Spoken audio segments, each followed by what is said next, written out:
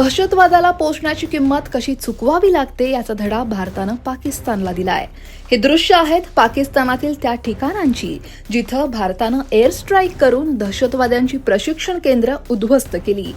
पहलगाममधील बैसरण भागात झालेल्या दहशतवादी हल्ल्याची जबाबदारी ही लष्कर-ए-तोयबाची प्रॉक्सी संघटना रेझिस्टन्स फ्रंट म्हणजेच TRFनं स्वीकारली आहे. भारतीय गुप्तचर यंत्रणांनी या हल्ल्याचा संबंध जैश-ए-मोहम्मद आणि पाकिस्तानच्या इंटर सर्व्हिसेस इंटेलिजन्स म्हणजेच ISIशी जोडला होता.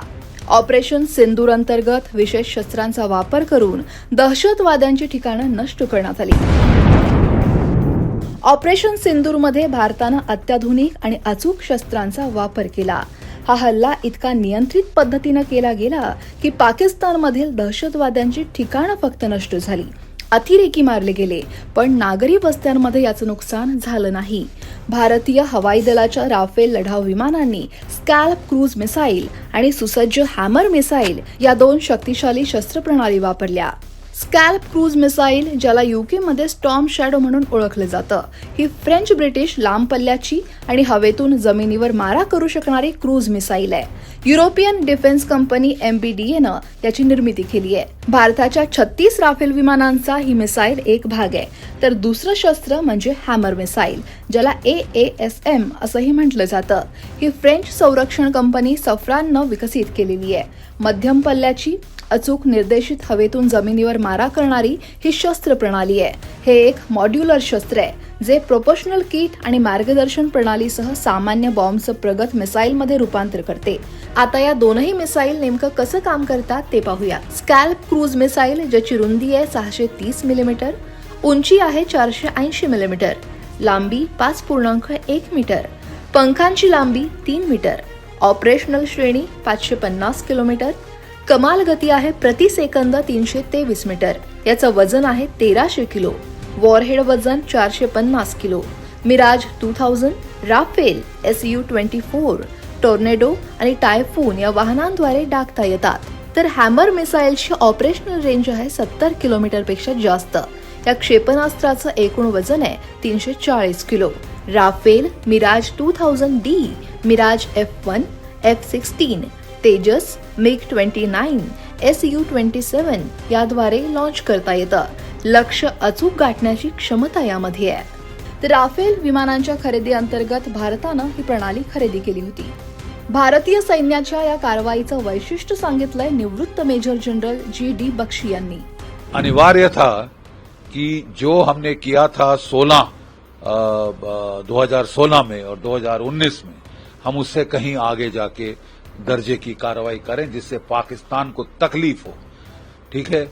और पिछली बार जब हमने बालाकोट पे एयर स्ट्राइक करी थी, 80 किलोमीटर अंदर घुस के हमने कोई जो है 200 टेररिस्ट मार डाले थे बालाकोट के ट्रेनिंग कैंप में. प्रॉब्लम ये थी कि वो आबादी से इतना दूर था कि जंगल में मोर नाचा किसी ने न देखा. और ये पाकिस्तानियों ने इसका पूरा फायदा उठा के बकना शुरू किया कि साहब कौए मारे, चिड़िया मारी, गोरैया मार दी, वगैरह वगैरह. अब जरा देख लेना, 9 टारगेट आर्मी और एयरफोर्स ने मिलकर हिट करी हैं. 9 टारगेट्स. और वो आप सब जानती हैं, जो कि मुजफ्फरनगर से शुरू होकर कोई पहली 4 तो मेरे ख्याल अब अपनी पाकिस्तान ऑक्यूपाइड कश्मीर में है, और उसके पश्चात फिर जो है वो सियालकोट, मुरीद के भावलपुर तक वो जाती हैं. ये टारगेट जो कि जैश-ए-मोहम्मद और लश्कर-ए-तैयबा के जो मेन हेडक्वार्टर थे.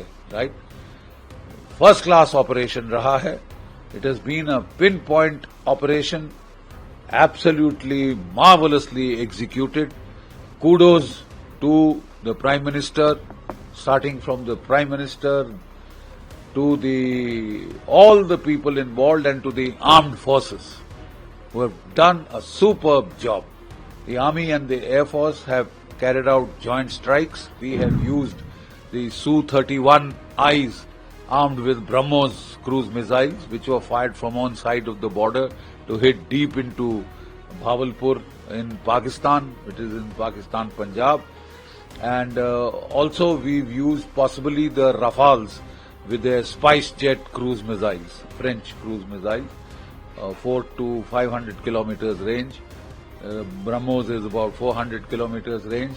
And the army possibly has used either the land-based BrahMos cruise missiles, or because of the shorter ranges, they may have possibly used the Smerch or the Pinaka multi-barrel rocket launchers to hit and to hit very hard. We also have shorter range tactical missiles. We will get to know exactly what has been used. भारताच्या सैन्यानं अतिशय नियोजनपूर्वक आणि अचूक target साधत पाकिस्तानला धडा शिकवलाय. या सगळ्यात महत्वाचं ठरलंय ते राफेल विमानं आणि त्यांच्यावरील मिसाईल्स, ज्यांनी भारताच्या गुन्हेगारांना एका क्षणात मिटवून टाकलंय. भारतीय सैन्याला सलाम. तुम्हाला या कारवाईविषयी काय वाटतंय? कमेंट नक्की करा आणि लोकमत सबस्क्राईब करायला विसरू नका.